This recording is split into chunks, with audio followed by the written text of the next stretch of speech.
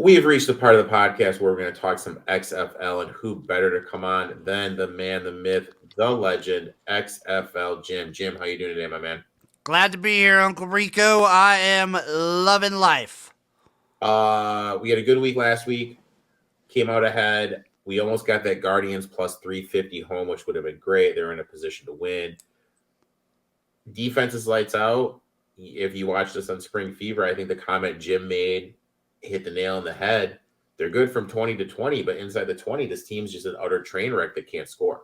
I have a running theory. I think Paxton Lynch is the anti Jimmy G, that he'll have a decent game but just lose. He will never win. Paxton Lynch is a born loser. And losers lose, man. Next, what about are the Roughnecks the best team by far, or are they just ahead of the curve with the experienced coaching staff? You can't say by far because DC's also 3-0 and looking fantastic. I think they're buying away. Well, not buying away. I think they're the two best teams. I think they both might be overvalued a little bit. The Roughnecks probably have the best defense just because Wade Phillips is by far the best defensive mind in the entire league. And that puts them on a nice, upper echelon. But I think as the season progresses, you might see a lot of teams catch up. I think I'm always going to say it. Week 5 is when these leagues sort of balance themselves out. That's when the kinks are sort of removed. That's when you see a lot of the teams sort of figure stuff out and rise to the occasion. I think you'll see a lot of teams get way better in Week 5. And the South is strangely competitive. Yes, they're 3-0. As bad as they've looked and as fraudulent as I think they are, the Renegades are 2-1. The Brahmas, 1-2, I think are still a really good team. They have to play both those games again. They had to play both those teams twice. They're done playing the Guardians after this coming week, but that won't really matter because the Guardians are bad. I think DC's in a much more locked up position than Sitting Houston. in a better position, is what you're saying. Yeah. I think those are the two best teams. You could kind of make a case for either one. I think DC has a better run game. I think the overall quarterback play so far for Houston has looked better. I think the defense for Houston's a little bit better. I think the special teams for Houston might be a tad better, but it's close. I think those two teams are neck and neck.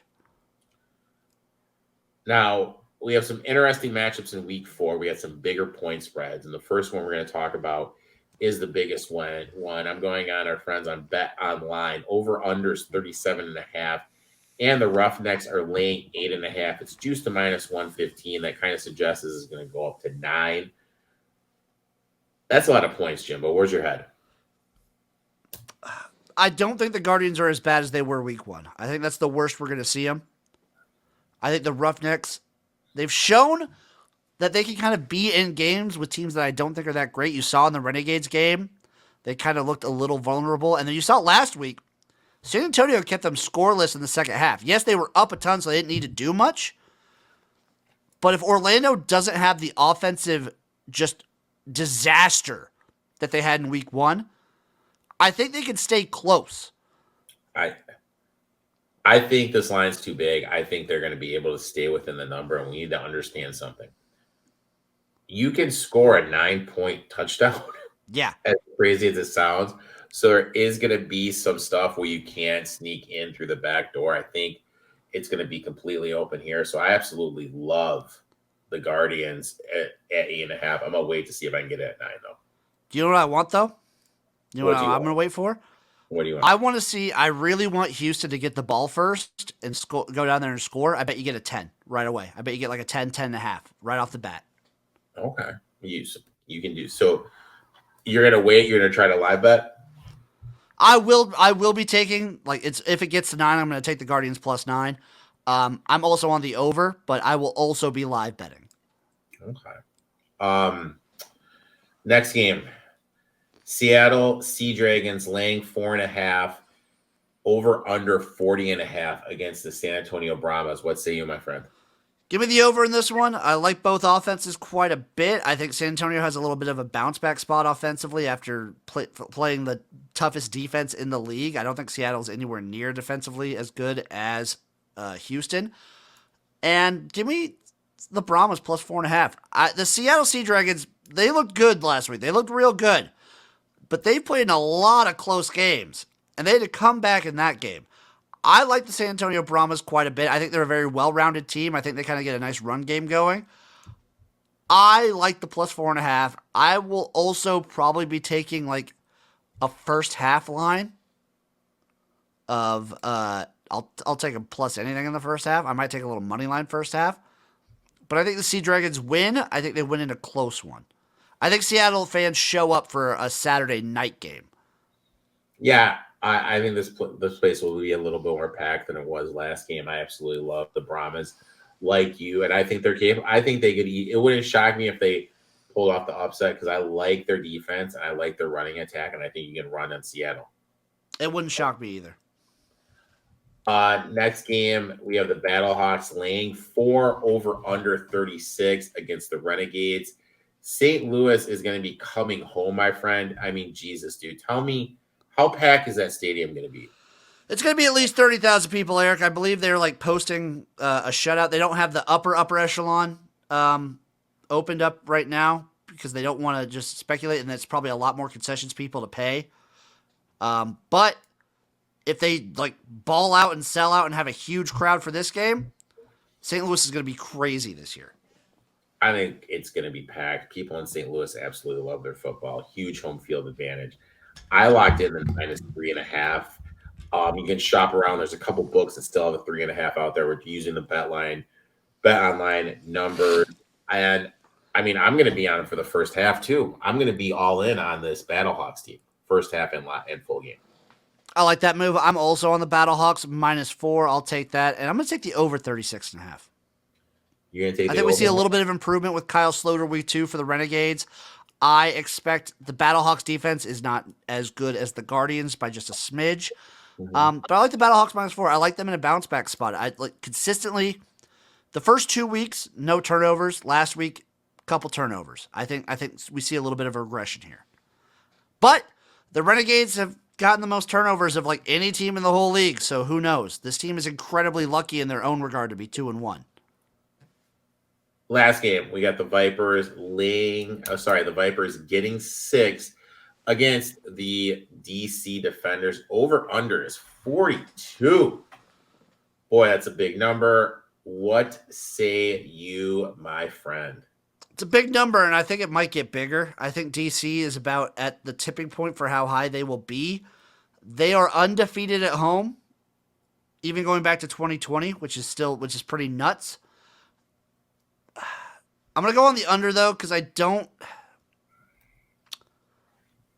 think DC likes to run the ball quite a bit.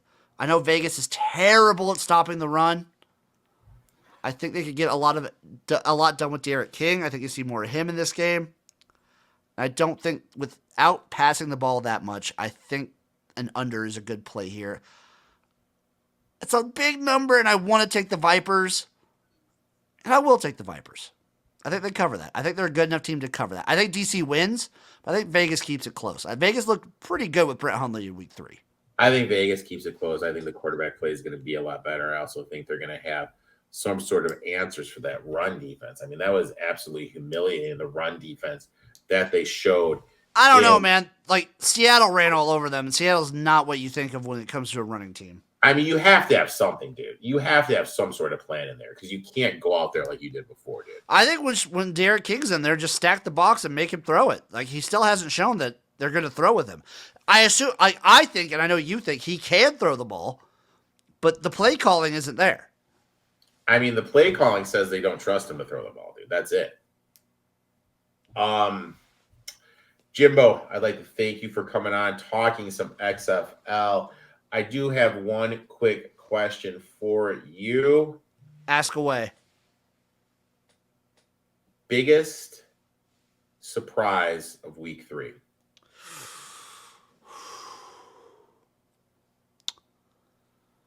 Probably how competent Paxton Lynch looked. Okay. Because he looked pretty good. That offensive line is not doing him any favors. It's just straight up bad.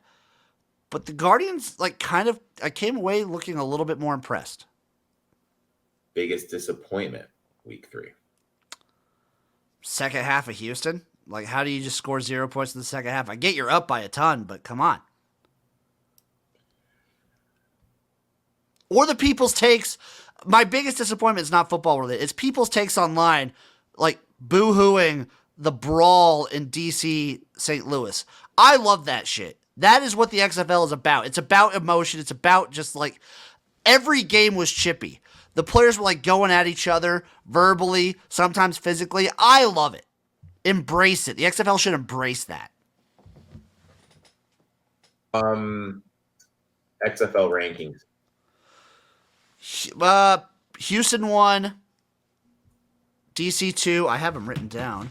Houston 1, DC 2, St. Louis 3, Arlington 4, Seattle 5, San Antonio 6, Vegas 7, Guardians 8. So the only reason I have them in that order, with teams ranked higher or lower and me thinking some are better than others, I can't justify in my own brain ranking a 1 and 2 team over a 2 and 1 team, even if I think that team's better. How do you feel the viewership has been? So I've seen a lot of takes online of people saying these numbers are bad. These numbers are bad. We saw it with the USFL last year. These numbers are bad. These numbers are bad. Guess what? They're beating other stuff on their network. They're up there. They're beating NHL. They're beating the NFL Combine. They were beating NBA. They are beating. Honestly, I mean, for now, they were beating college basketball. And with some flex scheduling, like they're moving some games straight up to ESPN that were on FX. They're moving some games that were on ESPN2 to ABC. I expect we see some bigger numbers. Yes, we've seen drop-offs each week. But certain matchups at certain time frames get a lot more viewership. And same thing with the USFL. When you're putting sports on a network like FX that hasn't shown sports in how long, you're not going to get as many viewers. It's going to take time. I agree with you 100%, man. I thought that was crowd sizes, for the most part, have also been pretty damn good. I think what people expect the viewership to be is a little unrealistic, if that makes sense. They're not going to get NFL numbers. And yes, they're not as good as they were in 2020, but like 2020 was a brand new product. We're basically 4 years deep to spring leagues trying and failing. You're going to have to like win some of that trust back. Win some of that trust back for Jimbo? No, just for the people. My trust has been there. Like, my trust is free. They have it. And we'll see what the USFL numbers look like this year in year 2, showing that they proved it and could do it. But there's people out there that are still skeptical about spring leagues. And honestly, you've talked about it. We've talked about it. March is worrying. March Madness is going to be worrying because you're going up against the juggernaut. Yeah. I really feel that there's always going to be a place. I think the numbers are good for where it is. I mean, you can get that many people at FX, it's going to be a success in my eyes. Jim, I always enjoy talking to you. Why don't you tell everybody where they can find you on social media, my friend? You can find me everywhere at XFL Jim, YouTube, Twitter, Twitch, TikTok, Instagram. I am all over. I post like a fiend sometimes. I get into like posting spurts where I just post a lot in one day or at a time. One of the best follows on social media. Make sure to give my boy Jimbo a follow. Good luck in your bets this week, and we'll talk next week, my friend. Damn right.